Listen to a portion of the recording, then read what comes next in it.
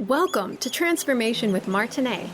Martinet Emmons is a transformational life coach who broke free from childhood abuse, sexual trauma, and overcame cancer to become a powerful force of healing and hope for others. Martinet describes traumatic events as fierce emotional tsunamis. They can leave impending doom and destructive tidal waves of emotions that hit you when you least expect it. Martinet helps her clients dive into the depths of their trauma and pain as she stands fiercely advocating for them to shine a light on those experiences and find the lesson in the pain. She serves as a beacon of hope that guides you to see the strength, lessons, and purpose that can be born from the pain. You can feel alive with purpose again when you awaken your dormant strength, step into your power with a sense of peace, and discover a new wave of hope with the right tools and support. Martinet and her guests are here shining their lights today through empowering stories of hardship and transformation to inspire you to find hope and to see that there is a beautiful blue ocean of serenity, happiness, and fulfillment in your future. Transformation with Martinet starts now.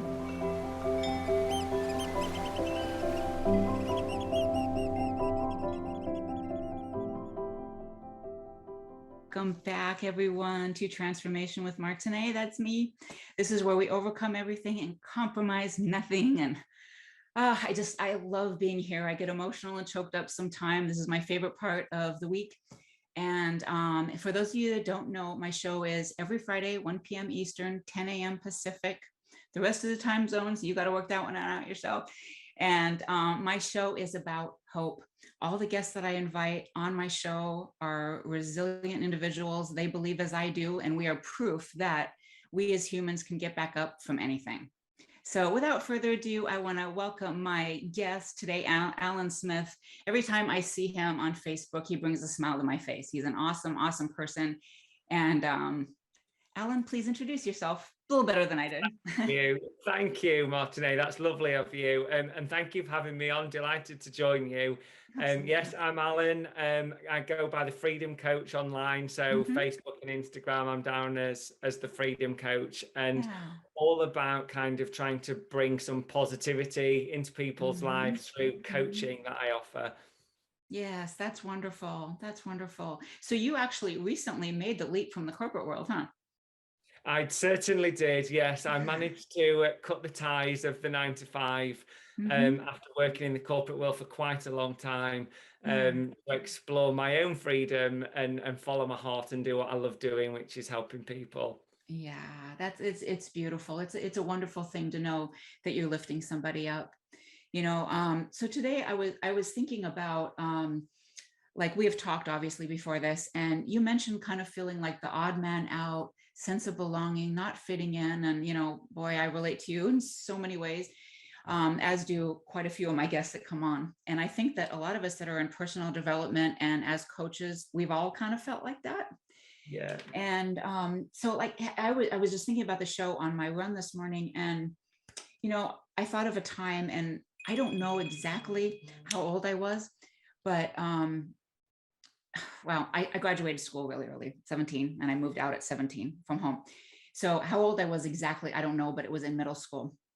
And you know how kids can be so dang mean, right? And I think middle school is a lot harder than high school.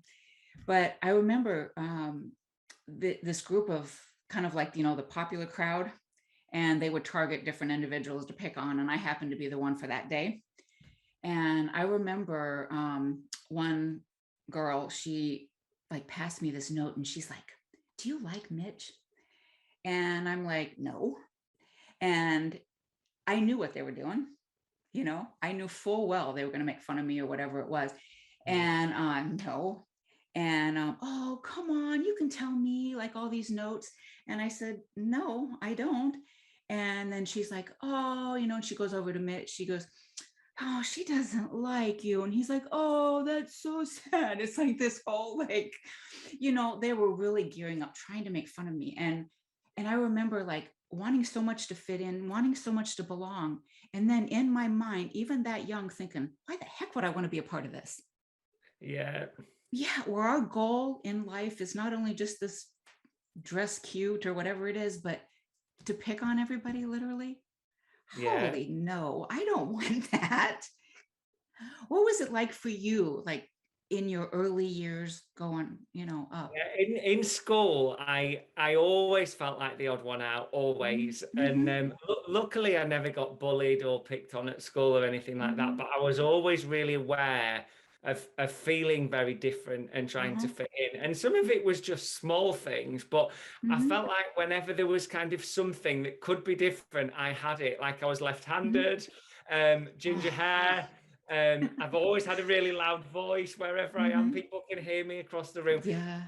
I always knew I was gay all through school, which was something I Mm-hmm. didn't talk about back then. So I Right. felt like I had a lot of differences that were very apparent to people, and some that I was Mm-hmm. hiding because I just thought there's enough about me that stands out without bringing even more attention to myself. Ah, Um, yeah. so it was always uncomfortable, and I longed to kind of fit in for a long time. I just Mm-hmm. sometimes would have liked to have been able to kind of blend into a crowd and just feel at the time like everybody else was. Um, and it just never happened for me. I just always seemed to bring attention to myself in one way or another. Mm-hmm. Um, but I think as I've got older, I really like what makes me different. I really celebrate that about Yeah. myself now. I love it. And my nephews and nieces and things who are quite young, I kind of say to them, be yourself, Mm-hmm. celebrate it, because it's a really great thing. We're actually all different. No Yeah. two people are the same. We're all Mm-hmm. different. And I think it's something that comes as you get older, that you start to realize that, and you really start to embrace it within yourself.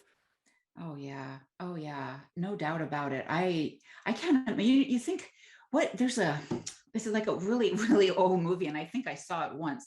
Like the Stepford Wives or something. Isn't it something like where everybody is the same? And they're making copies Yeah. of everybody, and everybody, all the women, they're all like they got these almost like crazy colored houses. I'm trying to think of another movie that's like that too, where everybody is so the same. It's like, gosh, damn, that's boring. Who wants to be a carbon copy of someone else? Not I me. know, I know. And it's so cool, that we can embrace our individuality now.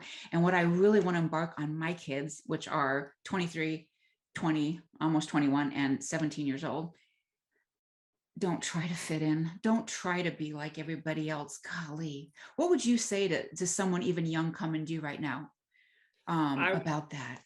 I think I think it's really important if people are really young and feel different to find other people that they gel with, not necessarily Mm-hmm, that are like them, mm-hmm, but find people that kind of embrace that in them. You mm-hmm. do realize having, at school you want to be the popular one, you want loads of friends. Yeah, You don't realize until you're older that actually having really good friends, and if that means fewer friends, then that's fine. So I think yeah. celebrating those things that are different about people, and those things Mm-hmm. make them special, not strange. And Right. I wish someone had said that to me when I was younger, because Me I too. ended up as an adult then trying to kind of conform to what I thought people did with their lives, when you go Mm-hmm. and have to earn a lot of money and you have to get married and you have to buy a house. And it continued with me, probably subconsciously, Yeah. right through my 20s, really into my early Mm-hmm. 30s. It's Mm-hmm. only probably in the last 10 years that I've really started to kind of think there's nothing wrong with having your own opinions and wanting something different and being Mm-hmm. unique. Mm-hmm. Um, and the people around me, that's what they love about me. So Yeah. I found the right group of people to be around, I think. Yes. It's like we can always change our perception of things, and we can always change our beliefs, right?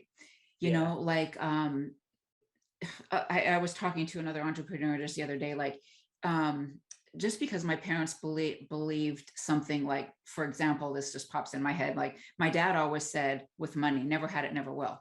Well, I sure as heck don't want to adopt that one. I want Yeah. fun, I want adventure, I want to see this world.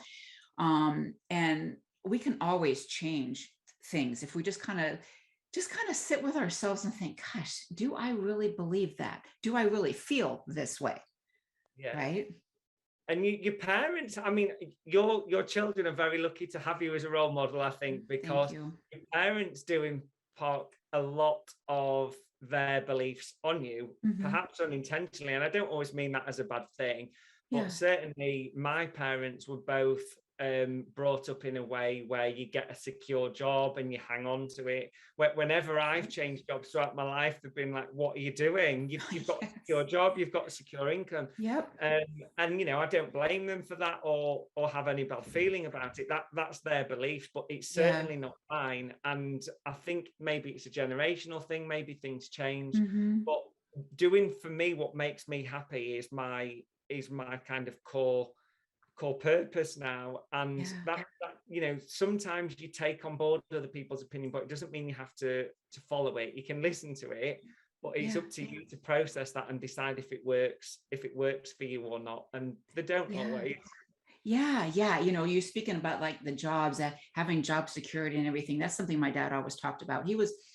Both my parents were never like, oh, you got to go to college. You just got to do something that you can survive with. They were never really pushed that too hard. I did go to school. But I remember, gosh, my parents just saying, or my dad, when I decided to be a coach and really go into it, I was diagnosed with cancer in 2014. And it was like, took me a day or two to kind of process like, wow, I really have this. Well, let's get to work. No other time than the present. I'm going to start living my dreams now. I'm going to beat this thing. Yeah. And I remember my dad saying something kind of as I really getting into it and I started getting my certifications. And he's like, well, good thing you have a husband that makes good money. Oh, well, thank you, Dad. But I kind of look back on it now, like he just wanted me to be okay. It really wasn't like he was trying to put me down or saying I couldn't do it. It was just like, I want you to be okay. And that doesn't feel safe or okay to me. Yeah. And I think they're probably sometimes the hardest messages to process, because if somebody's being malicious towards you, it's easy to reject it. If somebody's doing it in a caring way, but it just doesn't align with your belief system, it's sometimes a bit harder for you to challenge internally that viewpoint, because it's coming from a good place, but it still might not be the right thing that you need to hear. Yeah. There's been a few things that have been said to my life, like, oh boy. But now as you start to get more into personal development, like, those of us in it, which is most of us on my show, you just kind of sit with yourself and think like, it really isn't about me. where their stuff is coming really isn't about me at all. It's about them, their stories, their beliefs, their understanding. Yeah. And everybody has a different perspective on things, don't they? And I think it's really powerful when you realize the different perceptions that people have and where they're coming from, and how you've got to select your own and make sense of your own way of thinking. For sure. 100%. So we are going to take a break in a moment, but Alan, where can everybody find you? I'm on Instagram as the Freedom Coach and Facebook as the Freedom Coach, and a website, which unsurprisingly is the Freedom Coach. Oh, wow. Freedom Coach. Yeah. And that it fits you. Absolutely. Like everybody, I encourage you, check him out. Instagram, all of them, because he's always doing something fun.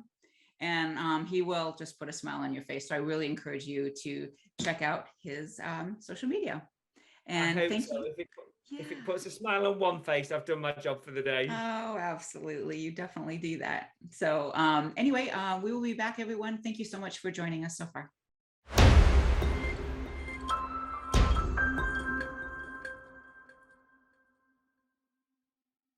Welcome back, everyone, to Transformation with Martinet. This is where we overcome everything and compromise nothing. My guest today is Alan Smith. He is known as the Freedom Coach. So we have been talking about, transformation, belonging, and sense of belonging, and standing out as your own unique self. And Alan, we've been talking about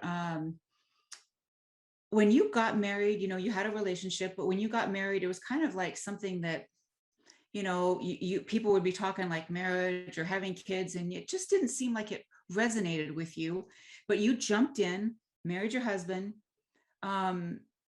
how did you, from, being together and then deciding to get married, what made you leap into that? And then please explain, like, kind of feeling lost in your decision a bit. Yeah, sure. We'd been together. I never thought I'd get married, Mm-hmm. and I questioned why I thought that, actually, because I think growing up, gay people couldn't get married back then, Mm, and I knew that I okay. was. So perhaps there was an element of me that just thought it was never going to be an option, because you couldn't back Gotcha. then. Mm-hmm. But it wasn't really ever something I actually wanted Mm-hmm. either. Mm-hmm. And that wasn't to do with not wanting to commit to somebody. It was just the idea of marriage. I wasn't sure it was for me. Mm-hmm. I'm very happy when I go to other people's weddings. I'm very pleased for them. I'm Yeah. not against it. But it just wasn't something that was important to me, I think, is Mm-hmm. probably the best way I can explain it. We'd been together about 7 years. It was funny because we'd been away to New York for my Uh-huh. 30th. Yeah. And just before we'd gone there, my partner at the time had kind of said he thought we should get married, but it was for financial Mm-hmm. reasons. It was to give each other security if anything happened Mm-hmm. to the other one. Yeah. And I thought, well, if anything did happen to me, I wouldn't want him having to battle for that. So yeah, Yeah. okay then. We didn't tell people till we came back from New York, so everybody thought there was this really romantic gesture in New York somewhere where we decided to Uh, get married. There absolutely wasn't. yeah. We had a very low key wedding. It was just a Mm-hmm. local one, a very small venue, close family Mm-hmm. and friends there. And I remember on the day, one of my very close friends who's known me a very long time, said to me, Mm-hmm. "You're the last person I ever thought would get married." Mm-hmm. And I said, "Yeah, me too." Yeah. Even then I was like thinking, what am I doing? It felt a bit Mm-hmm. surreal. I Mm-hmm. remember laughing through my vows because I just kind of couldn't take them seriously. Right. And I wasn't making a mockery of it. I just thought, what am I actually saying? What's going on? Um, and then that marriage didn't work. I Mm-hmm. think we'd been married about 2 years, and I always think people kind of either grow together or grow apart. Mm-hmm. We grew apart. We were very Yeah. different people, Mm-hmm. which I think probably was the attraction early on. Yeah. But those differences just grew further and further and created a bigger gap between us rather Mm-hmm. than complementing Right. complementing the other one in the end. Um, so whilst I knew it was the right thing for both of us when we did split up, it's probably kind of the lowest point I've experienced to date because I remember feeling like my whole life had kind of crumbled. Mm-hmm. Shortly after it happened, I was looking at kind of my life so far. I was 32, 33 at the time. I Mm-hmm. remember thinking I was really old. I know it sounds crazy, but I did think that at the time. And I remember just thinking, like, what am I going to do at this stage of my life? It's too Mm-hmm. late. I remember feeling like I'd lost 10 years of my life because that's how long I'd been Mm-hmm. with him. Yeah. I felt very trapped. I felt very stuck. I was living in a house that we'd bought together that I didn't even want to live in. Mm-hmm. I was stuck in a job that I didn't like, but felt like I had no choice but to do it because I needed to pay for the house that I didn't want to live in. Uh, Right. Right. and our lives were so intertwined that I kind of felt like I didn't have my own identity anymore. I felt like I was half of a couple, and were Mm-hmm. people going to be like interested in one half of it, and who was going to keep our friends, and what was going to happen. Yeah. I didn't think I'd ever date again. I didn't, I was really in quite a negative headspace, Mm-hmm. and I just kind of thought everything's gone wrong. I saw the marriage as a failure. I absolutely don't see it as a failure now. I look Mm-hmm. at it and think, actually, we had 10 years together. Most of them were pretty great. Mm-hmm. So actually, it's a success. It Yeah. didn't kind of run till the end of our lives, but there's nothing failed in there. All right.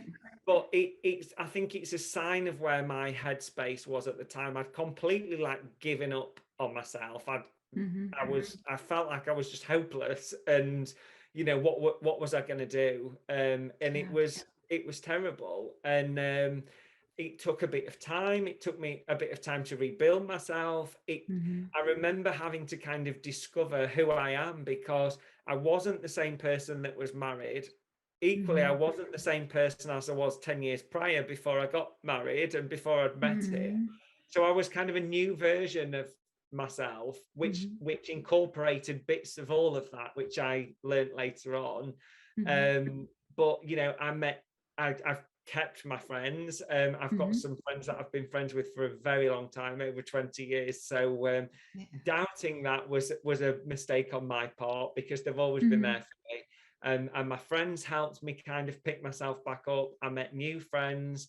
And actually, what I discovered was it was the beginning of a completely new life for me, where I could explore whatever I wanted to do. I could do whatever I wanted to do.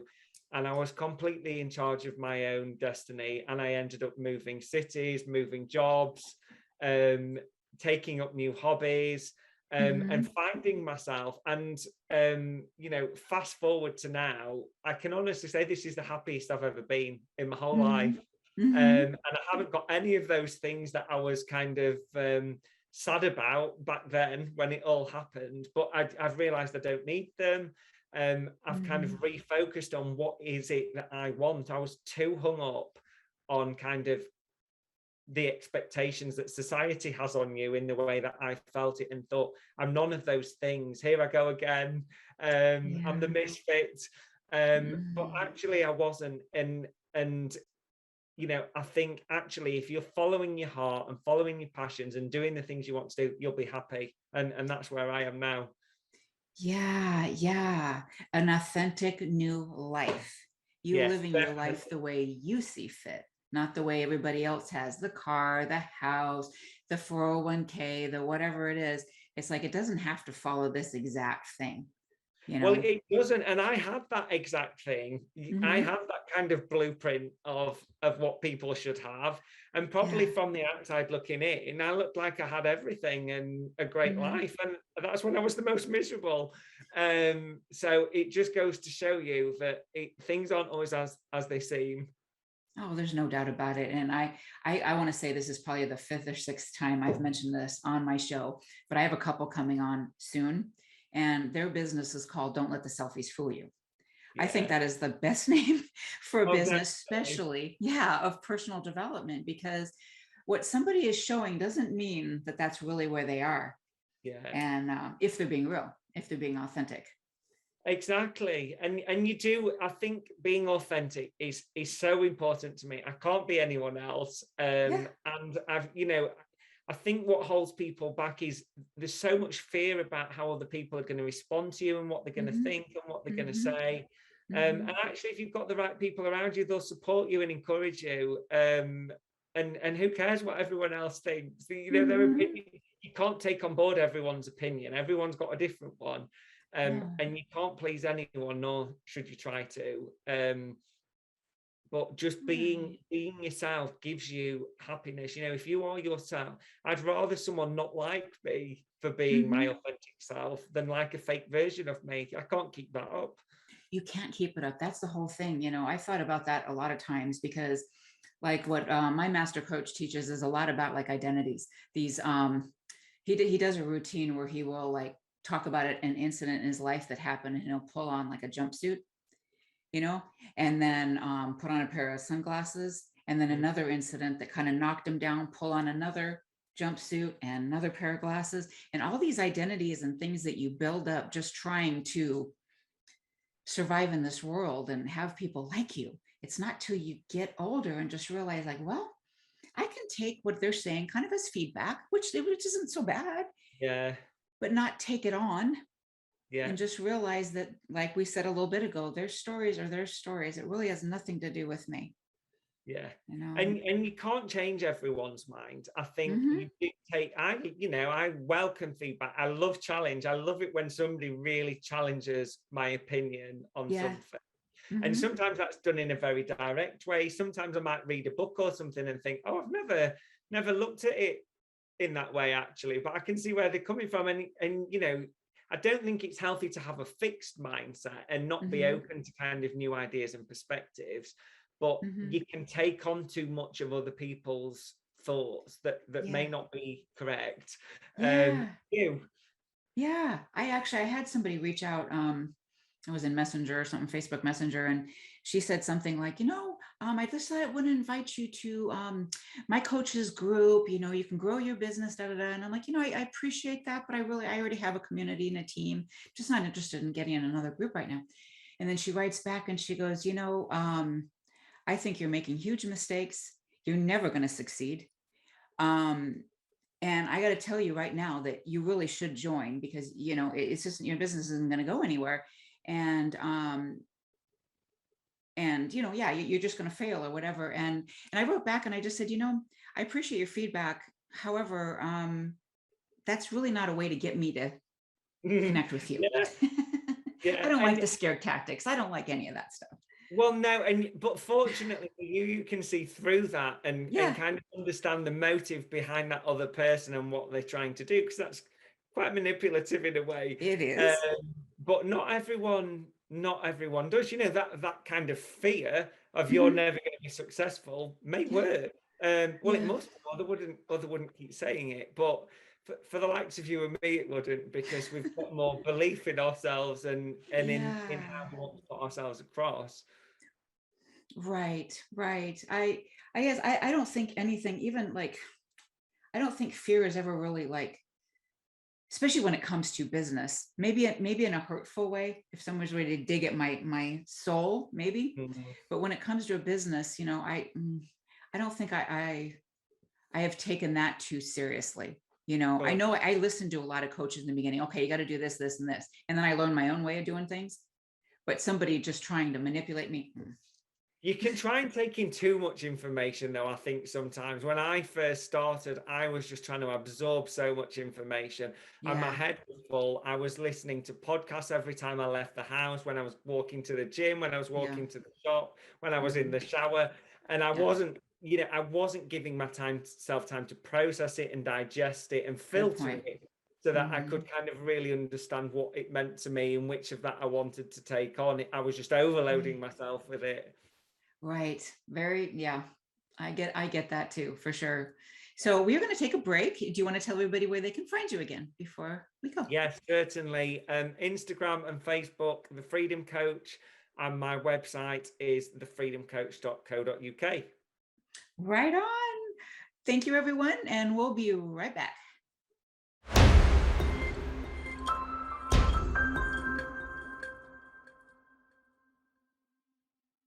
Welcome back, everyone, to Transformation with Martinet, where we overcome everything and compromise nothing.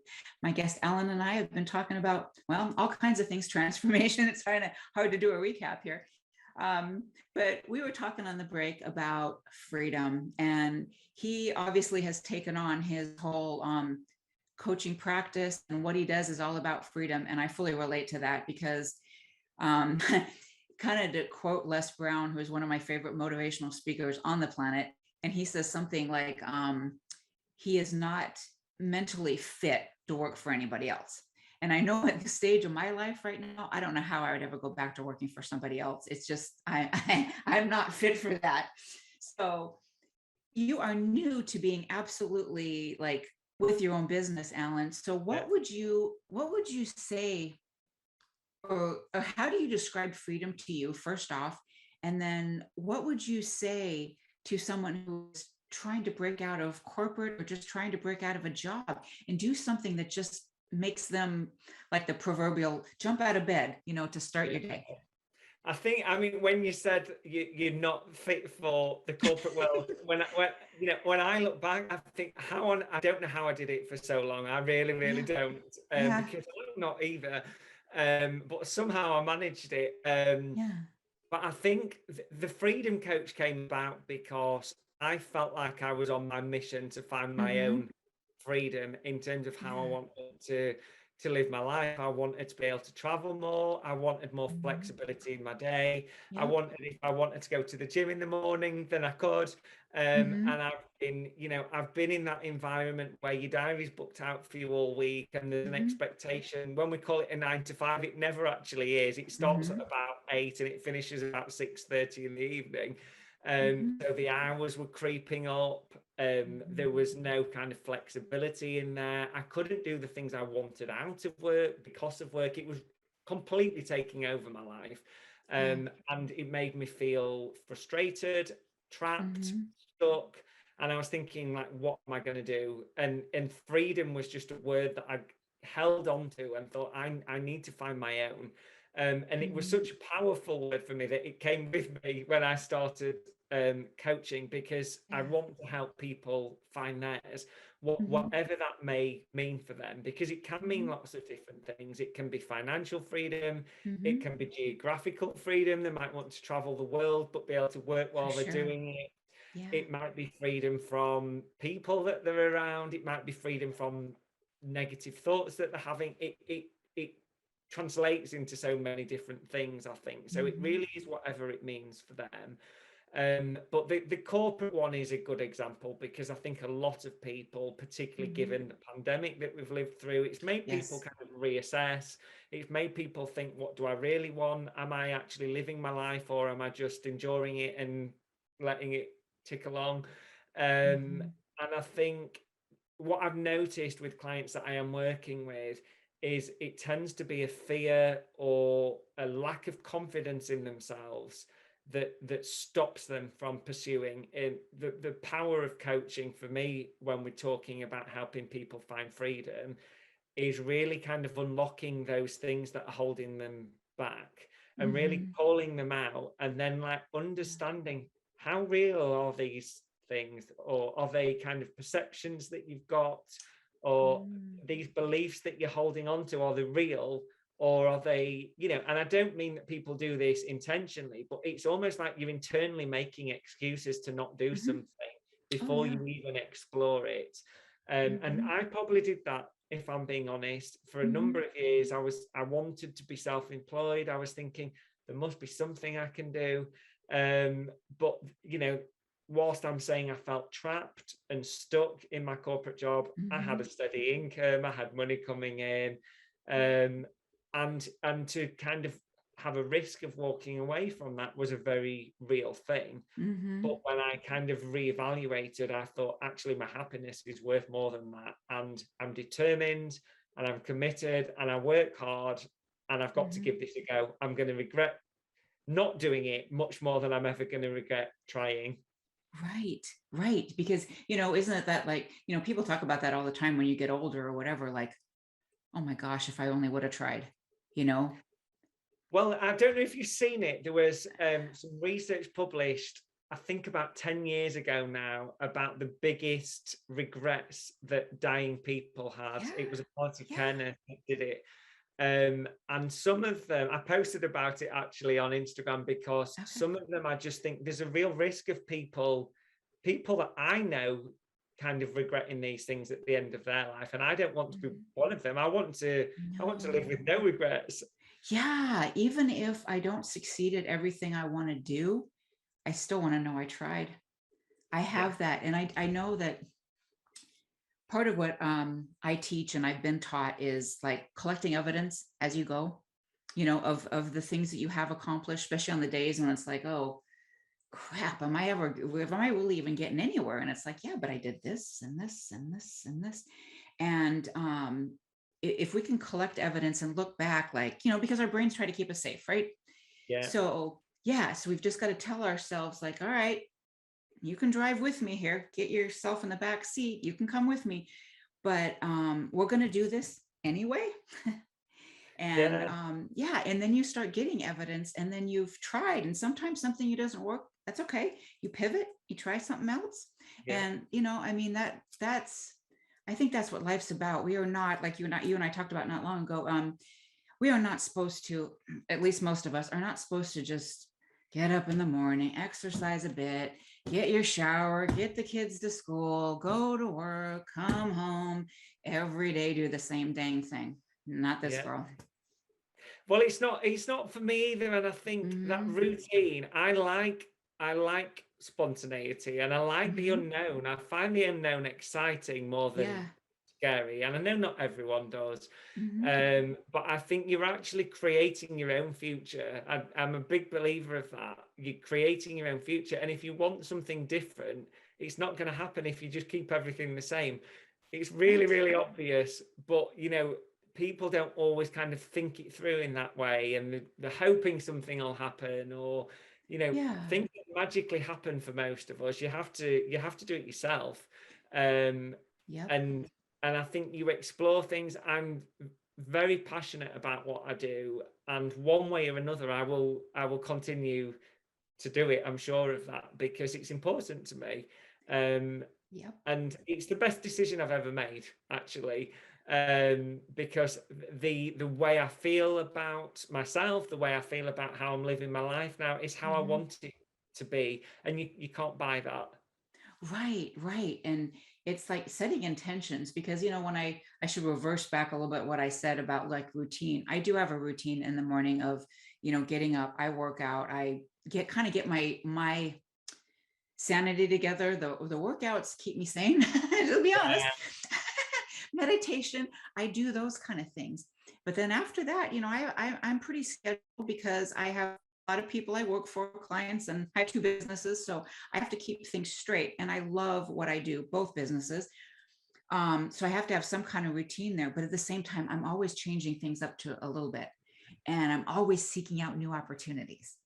Yeah. I do agree. I think you have to find what keeps you focused. You Mm-hmm. need something. It doesn't need to be a boring routine. It's having that Yeah. focus on the things that you need to do. And my running and my gym routine Mm-hmm. keeps me there. I feel great Yep. whenever I go out for a run. It's so Yep. important to me, and Yep. I make sure it happens on the days I plan to do it. Absolutely. Um, and I don't now have to kind of think about a 10-hour day at work before I'm able to. So I think Right. you do have to look at where you get your energy from, what Mm-hmm. motivates you, what keeps you focused, and what's important to you.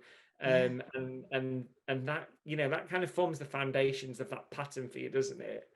Oh, absolutely. Absolutely. And like we started this out with, it's like freedom is different things to different people. It could be just as simple as, man, yay, I get to go to the grocery store on Monday morning instead of having to go on Saturday when everybody and their mother is there.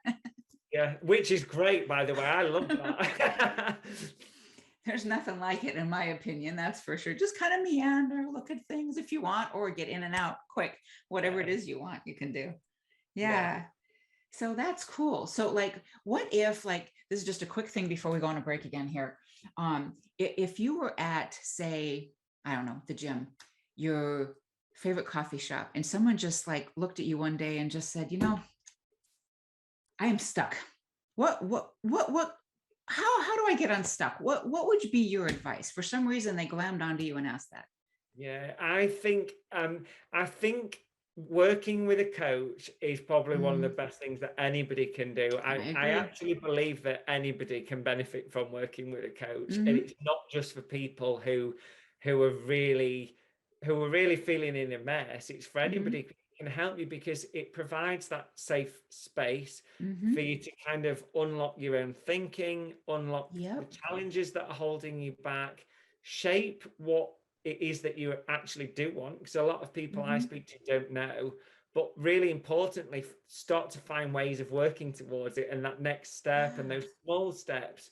And people very quickly start to feel. Somebody yesterday, it was the first session with me, and said, I feel empowered, which was amazing to Yes. hear Oh, after one win. hour with somebody. Yep.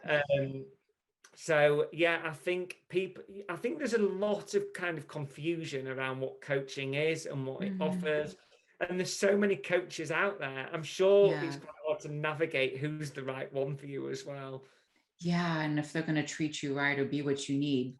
So we are going to take a break, and maybe we'll talk a little bit more about that power of coaching, safe place, when we get back. But again, Alan, please tell people where they can find you. Yes, Instagram and Facebook, The Freedom Coach, or alternatively my website, which is thefreedomcoach.co.uk. All right. Thank you, everyone. We'll be right back. Thank you for listening.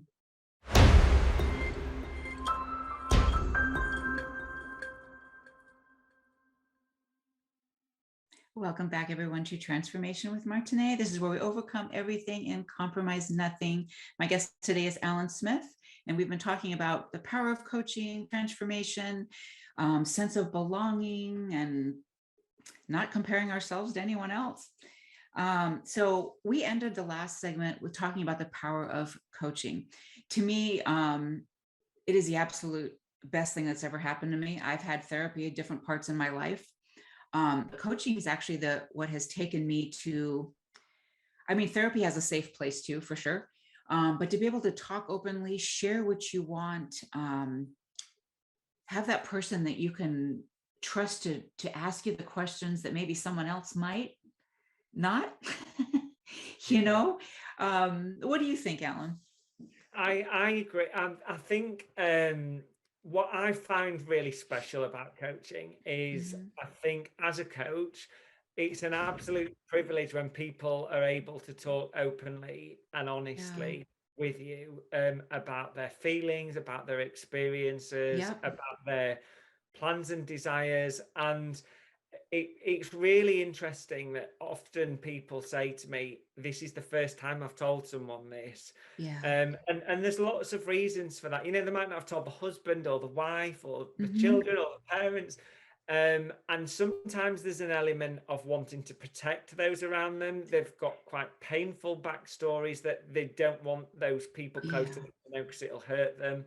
Right. Sometimes they're too scared of what it is that they're wanting to feel like they can tell somebody, or they feel like there'll be judgment or discouragement. Right. So I think, you know, the first thing I would say about the power of coaching is that relationship that you form with people where they can speak, you know, they can actually be themselves. They can be their authentic self to you because there's no judgment. You know, they can just kind of say, and sometimes it takes people a while to even be able to kind of understand themselves what it is they want to say, because they've been holding it in and holding it back for so long that they can't even find the words and or the thoughts in terms of how to shape them. But I think coaching is it kind of has that level of accountability for people. You know, people want to come back to you in each session and tell you they've done that bit that they were planning to go away with last week. They come back and tell you that they've done that. So it gives you the accountability, it gives you the structure, it gives you the space, I think, to kind of really understand what's going on in your mind and to understand what you want. And I think when people, you'll have this, but when people have those realizations that kind of, I need to do this, or I need to stop doing this, and I'm going to stop doing it from now, the confidence that comes with it, because I think a lot of what holds people back is confidence in themselves, in their abilities, in their ideas, in what they're wanting for themselves. People feel like they're being selfish sometimes by wanting to pursue something that others around them won't approve of. So I think it is really powerful in that way, because it helps people kind of, it's very forward looking, I think, with coaching. It's very much about kind of what can you do about these things? Where do you want to be? How do you get there? And it provides kind of that structure to enable people to do that in a way that's best for them. You know, we're not there to kind of tell them how to do it and what to do, but it enables them to kind of find their own way and explore it. Yeah, it's the questions, I think, that we ask, because I know that's been like the best part for me with my clients and being coached myself. It's like just finding those answers inside yourself. Because the coach I've had her for quite a number of years now, and boy, she can just draw stuff out of me. And I tell you, she seems to see right through me. And the reason I chose her to begin with is she scared me. Really? Because I knew it. Oh yeah. I was actually telling somebody, I think it was on my last podcast. We did talk a little bit about it. I remember doing an exercise that I was at a group event, and there was an exercise where we had to, and 3 minutes seems short, but it's not when you're doing this. 3 minutes of looking into each other's eyes, standing and just staring into each other's eyes. And all of us are, we're gathered around. And I thought, oh gosh, please don't let me get her. Who did I get? Oh my gosh, I was terrified. But it was like in that time, 3 minutes, I just felt like her love for me, compassion for me, no judgment.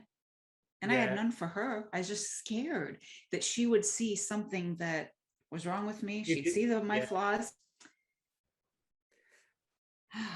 That's where I knew she was right for me.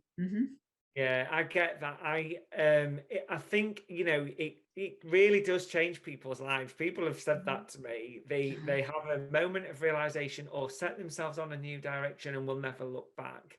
Yeah. But I think there's always something else, even when you've kind of conquered those initial things, talking to a coach, Mhm. you can come away from it, because I still coach with people. Mhm. I still work with coaches, and sometimes I think I didn't even know I was thinking that, Yeah. until I said it in that session. I didn't even, I didn't. Yeah. I've been thinking that for a while and didn't even recognize that I did. Yeah. It's really strange how these things manifest within you, and Mhm. those powerful realizations you have, and when you unlock it, it Mhm. feels incredible. You feel like you've had a breakthrough. Yeah. Yeah. I used to, like, before every session, I might send like some notes, like, okay, what can I do for you? How would be the best way to serve you? But by the time we get to the session, everything's changed, or something Yeah, happened that morning, and we're going to focus on that. So you never yeah. really know where a session's going to go with yourself or someone else. I agree. When I Mm. first started, I wanted to be really well organized, and I Yeah. thought, this is what we'll do this week. This is where they were last week. This is what we'll do Yeah. this week. And something I always start with, what's on your mind at the minute. How you Yeah. feel, because it's very much about that present time, and a lot can change from Mhm. one session to another, and you have to be adaptable. You have to kind of work with people in that way. Yeah. And yes, there's always kind of a structure and an approach, Mhm. but where each one takes you, you don't know. It's the beauty of having those conversations, isn't it? And Yeah. they can go in whatever direction they need to. Yeah. And it's kind of funny. One of my coaches will just he'll kind of joke about it, like, dang, man, I had this all planned out and the client just messed it all up. Yeah. It just didn't go any which way that I planned. And it's like, it's so good for us to learn as coaches as well, that things are not, well, in any part of our life, right? Things are not always going to go the way we plan them to They go. very rarely do. They very rarely do. Exactly. So, like we mentioned, we've just another minute or two left, but we had talked about, like, there is a lot of coaches, and you really do need to look for one that resonates with you and your goals, and and people that may want to get into coaching, just don't worry that there's going to be clients for you as well, because you're going to attract the right people to you, just Yeah, like you're definitely. attracted to a coach. Well, I Yeah. think so. I do think the connection with the right person is so important, Hmm. because, and sometimes that might be somebody who's experienced something similar to you. It might be Hmm. somebody that you just connect with. I think Yeah. when you very kindly said about my social media presence earlier, Yeah. I think it's really important to put my true self out Uh-huh. there, because 100%. that's who people will be working with. And if they Hmm. don't like that, then I'm not the right coach for them. Then Exactly. for another one. But people who connect with it will get in touch, which is great. And there's lots of great Exactly. coaches out there. There's phenomenal ones. I know I've got a whole community of people, and I'm sure you do too, that are just phenomenal people. So in the last moment, Alan, what would you like to impart, like a last bit of your wisdom, you to the audience? I think I would say never be afraid to be Mm, yourself. And if you are afraid, speak to someone who can help you tackle those barriers. mhm. Because, as I said at the beginning, everyone's unique. That's what makes people amazing. I have a Yeah. natural curiosity Hmm. when somebody has quirkiness or something Yeah. different about them. And it tends to be Yeah. what I love about them, how unique they are. So if Right. you are one of those people that feel like I did, embrace it, or surround yourself with people who will help you do that. Absolutely. They could see the best of you, even if you don't quite at that moment. Yeah. So I want to thank you, Alan. This has been fun. And I knew the Thank you. conversation would be easy and fun and flowing. And I am honored for you to be with me today. I thank you.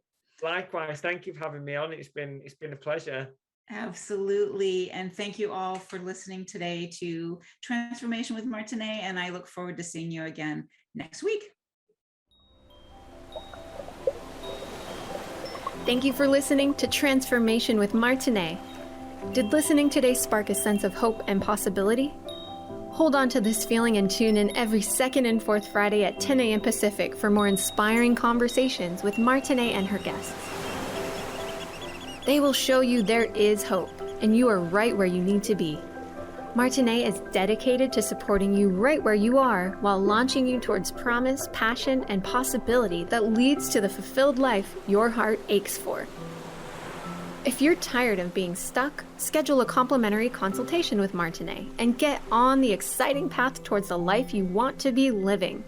Visit martinetemmons.com and make your appointment today.